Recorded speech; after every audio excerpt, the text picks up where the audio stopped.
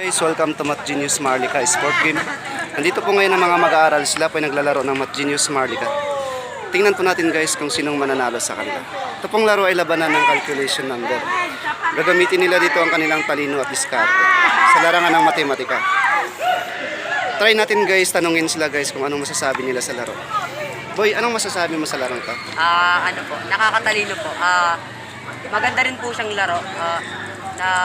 Maganda siyang laro kasi nakakatalino siya, tapos masasuggest ko po siyang laro sa inyo guys. Kano rin Boy? Nakaka-enjoy, sobrang saya po laruin. Pwede po sa lahat ng bata. Gagamitan lang po ng utak talaga. Thank you po. Ngayon guys, tingnan natin kung sinong mananalo sa kanila. Gagamitin nila dito ang kanilang talino at diskarte. Kailangan nila gumawa ng strategy para manalo sa laro. Sino kaya ngayon guys ang mananalo sa kanila?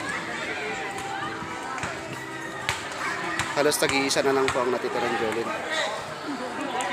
Ayun, kumuha siya ng isa. Sino kaya ngayon guys?